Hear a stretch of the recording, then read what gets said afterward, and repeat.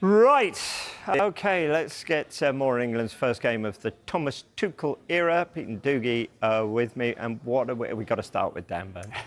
What a week it's been for him. Is that call-up more than well-deserved? Yeah, dream week for him. Yeah, I think it is, Rob. 27 games played in the Premier League for Newcastle this season. Just started all of them but one. You can see his stats here. Aerial battles won in the Premier League, leading the way by quite some distance. A 6'7" defender for Newcastle. Well, he's been a good performer in the Premier League. Actual size. That's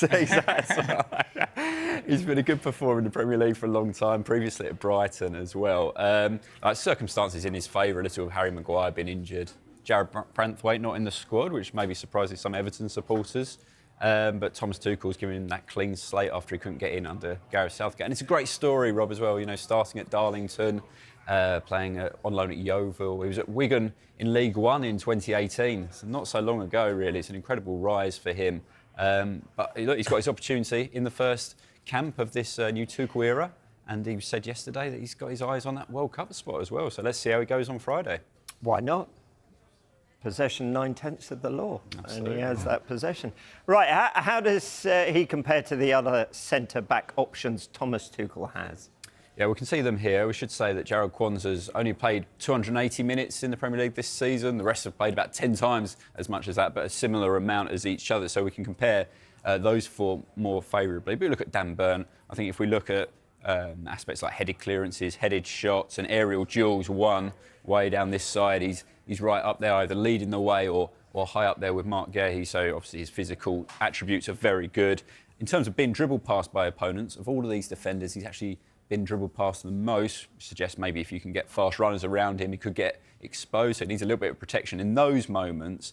But physically, he's very good. Passing accuracy is strong, 90% there, perhaps better than you might think. But he's good on the ball for a big man, as they say. But I think if you look across these players, Mark Guehi probably stands out. Kwanzaa has been actually very good for Aston Villa across both the Premier League and Champions League this season. So there are key players missing, as I mentioned, Maguire already, John Stones as well, not in that back line among the options because of injury. But these are the players with the chance. And I think Burn will be fighting, with Guehi and Kwanzaa to try and get a spot in that back line at the moment. Yeah, I wonder whether there should be a kind of left-footed waiting measure on this as well, having a left-footed centre-half. OK, one call-up that's certainly got everyone talking is the recall of Jordan Henderson.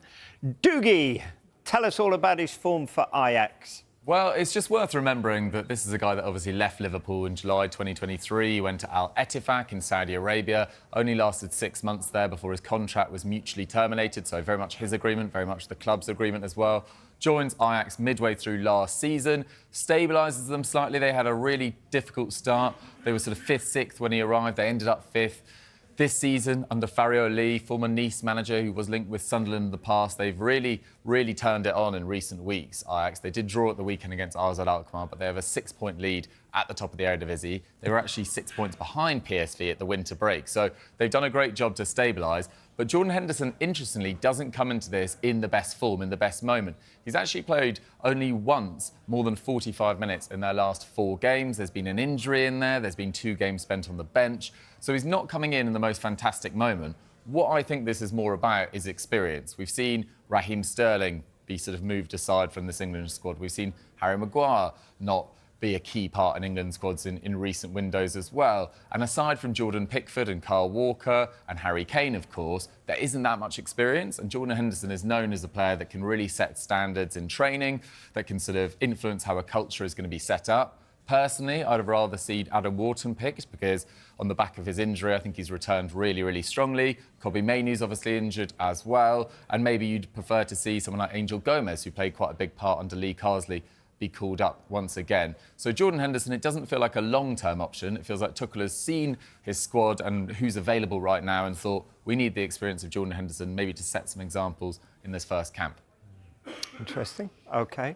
Now, it's a bit like stars in their eyes. You're going to go through the cloud and you're going to re-emerge as Thomas Tuchel because we're going to ask you what team you would be picking if you were him in your first game in charge against Albania on Friday night. OK, so we're kicking off with mine. And look, before we start, I think Tuchel will probably play a 4-2-3-1 or a variation of that. The only club that he's used a 3-4-3 is Chelsea. At Dortmund, he used a 4-1-4-1. At PSG, with Neymar and Mbappe, it was a 4-3-3. At Bayern Munich, a 4-2-3-1. But for the sake of content, we thought we'd create an 11 with a 5 at the back or a 3 at the back and wing-backs.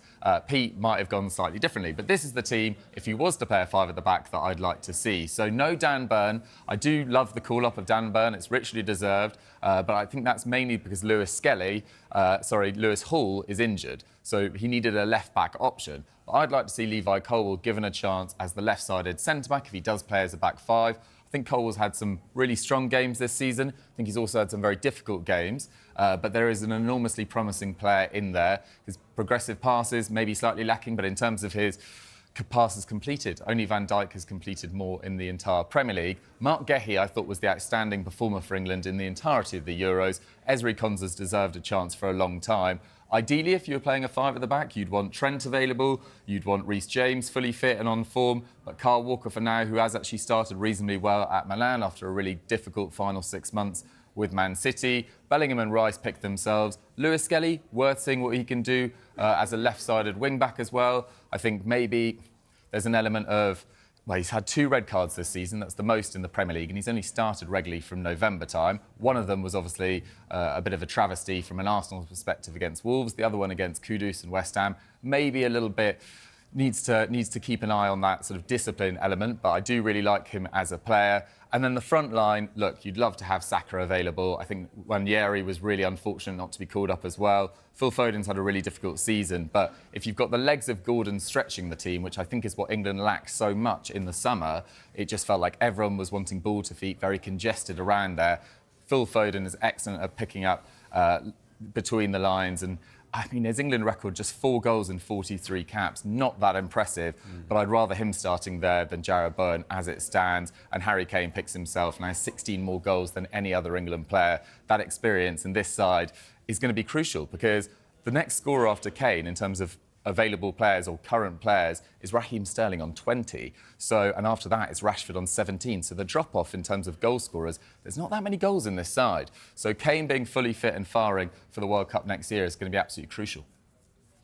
OK, thank you, Dougie Tuchel. Pete Tuchel.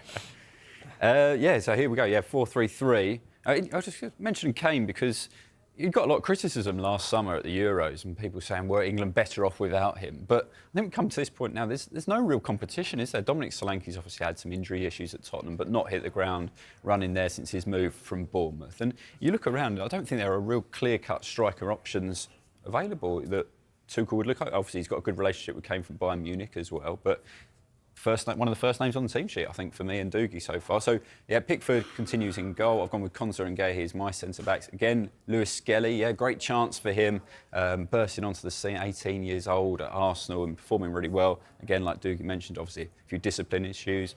Almost sent off against PSV. I think you're lucky not to be sent off in that game as well at the Emirates. So, discipline, definitely a question, but I think he could step up and take his chance. Livramento's an interesting one.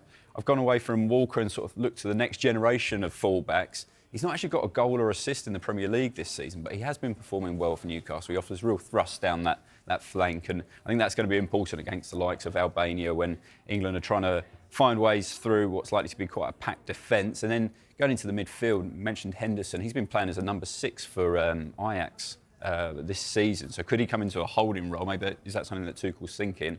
Well, I think against this opposition, you could have Rice there, and then Bellingham and Rodgers, 2 players who love driving through midfield. Rodgers, top 3 in the Premier League for dribbles. He's got 7 goals as well, so he can get in the box, as we know Bellingham can. And then that front line, Kane I mentioned. I think Gordon is essential, really, with Kane where he's in his career in terms of running and stretching the play. And Bowen, he got 1 goal in 14 for England, but it did come in his last appearance against Ireland back in November. He was delighted to get that. I think he's always performed pretty well for England. He's always looked lively, perhaps without the return. But as Dougie says, without Saka there, I think he can have a shot this weekend.